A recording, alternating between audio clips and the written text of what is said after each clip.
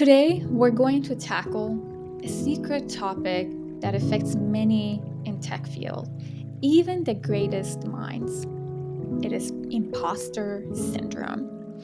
Have you ever felt like I don't belong here or feared I'm gonna be found out as a fraud, even despite all of your accomplishments?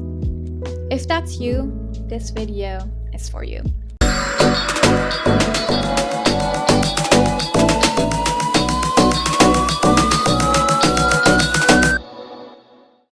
Hi, I'm Edna. Welcome to my channel. I help software professionals grow their skills and become more productive by using AI powered tools and workflows.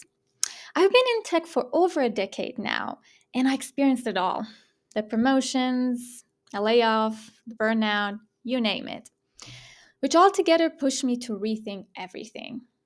I never forget that morning when I just suddenly lost access to my work account. And I thought to myself, man, this must be a tech hiccup. I must have finally broken VPN by having too many tabs open on Chrome. But then the Slack messages started coming in, and I realized that I was laid off. That moment made me see my career from a different lens and inspired me to create this space for real talk and real growth.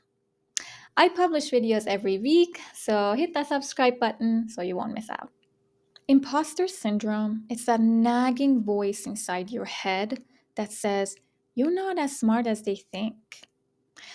It is doubting your skills, dismissing your accomplishments, and also always fearing, will I be exposed? It does not matter how much you have accomplished and how successful you are. You always feel like you're not good enough. But here's the thing. A study done in 2023 revealed that 70% of people feel and experience imposter syndrome at some point in their career. But it's even worse for people who are in fast paced, high achievement environments like tech. Imposter syndrome wears many hats and faces in tech. You might be sitting in a meeting and not share your ideas because you think, oh, my ideas are naive. Or you might overwork because you feel like you have to constantly prove yourself. And even that, you still don't feel good enough. You pass up on opportunities because, you feel like, oh, I'm not ready. I'm not ready for that project, big project, cross functional project. I'm not ready for that promotion. Or maybe when your boss or your peers give you praise, you kind of just dismiss it, you let it slide by. You chalk it up as it's luck or just good timing instead of your talent. Statistically, more than 58% of tech professionals have reported that imposter syndrome directly impacts their performance and also well being. So it's not just that self doubt in your head, it also changes how you react, behave, and show up for yourself and others. Hey, if you've liked this video so far, I would really appreciate it if you hit that like button, comment, share it, and also if you haven't subscribed yet, subscribe to my channel. It really helps the channel to grow and also to show this content to others who might find it useful. And in return, I promise I will answer all of your comments, but also here's a cute picture of my dog, Kaden. All right, let's move on, shall we? Oh, by the way, just a reminder, make sure you stick around till the end for a little laugh. Let's discuss why imposter syndrome is so widespread in tech. High expectations. Tech is a world that's constantly changing. There's always a new language, a new framework, a new tool, a new technology like AI that you need to master. And there's also perfectionism. Devs and any tech professionals always want the best to have and create the best results. Errors feels like your whole world is falling apart. And then there's comparison. Tech companies and the culture, the social media of it, it always pushes for success stories and those 10x devs. And lastly, lack of representations for people like women or minorities or newcomers, right? They don't see anybody that looks like them at top, which therefore makes them doubt themselves and their abilities. Even iconic leaders have recently opened up about their struggles with self doubt and imposter syndrome. For example, Maya Angelou, despite writing 11 books, once said, I've written 11 books, but each time I think, they're going to find out now. I've run a game on everybody, and they're going to find me out. Imposter syndrome isn't just in your mind, it also shows up in your actions, in your behavior. And it has ripple effect, right? You might end up passing up that promotion. You might hold back your ideas in meetings, or you might overwork. And, because of all of that, you start kind of shrinking yourself. And ironically, when you do that, others also start perceiving you as less confident and less able to take on leadership roles. And therefore, you kind of slow down and stall your career growth. Here is some real talk. I myself have felt imposter syndrome as well, and to be honest, I sometimes still do. There have been days that I felt like, oh my gosh, they're gonna discover that I don't have the answer to all the questions. But here is what helped me.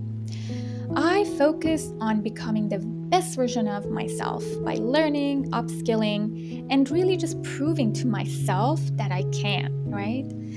And second, I got myself some mentors, both, genders, male or female, ones that like pour encourage into me and remind me of my achievements and what I'm capable of.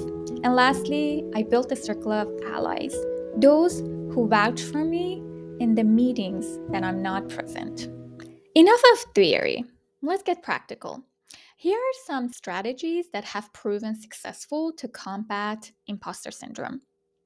Make sure that you document your wins. Keep a brag folder on your phone or on your desktop, and every time you accomplish something, a project milestone, or you get positive feedback, write it down.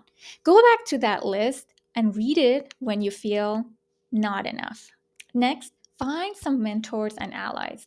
Identify one or two of the senior people in your company or outside and ask them for a 20-minute coffee chat or just Zoom call. But be clear with them. Tell them, I admire what you have accomplished in your careers. I would like to learn from you. After all, hearing it from a VP telling you you belong here or you can and you have done it before, man, it's a turning point, right? It's a boost to your confidence. Speak up in meetings even when it's uncomfortable inside. Confidence is a muscle, right? The more you use it, the stronger it gets. So you can just say in a meeting, hey, I have a perspective I'd like to add. That's it. Help others. Find somebody new to mentor. Teaching others, it's a great way to boost your confidence. After all, when someone says, thank you so much for sharing that with me, it helped me a lot, it, it kind of validates that you have wisdom worth sharing. This is a good one. I like this one. Remind yourself that opinions aren't facts, not yours, not others. So when a negative thought pops in your head, challenge it. Ask yourself, says who? And what facts and what evidence do I have for the opposite of what I'm thinking? And also remember when somebody makes a critical and negative comment about you, that's actually more about them and how they're feeling inside than about you. And lastly, reframe your mistakes. Everyone makes mistakes, but what you do after that is important. When you make a mistake, always ask yourself, what is this teaching me for next time? And do that. I remember one time we had a big project and we were working with a vendor, which we didn't pick the right one for our project and needs, and we failed. So I worked with my team and we did a retrospective. We created like a basically criteria that we should look for next time we are looking for a vendor.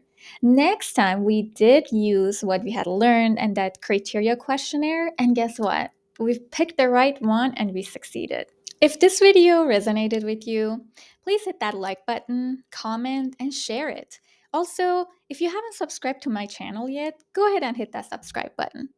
It really helps the channel grow and also to show this content to others who might find it useful. And now I leave you, like I always do, with a joke because life is too short not to laugh. Remember, even your favorite debugger thinks that you are awesome, except it wishes that you would stop stepping into the same mistake over and over again. All right, bye.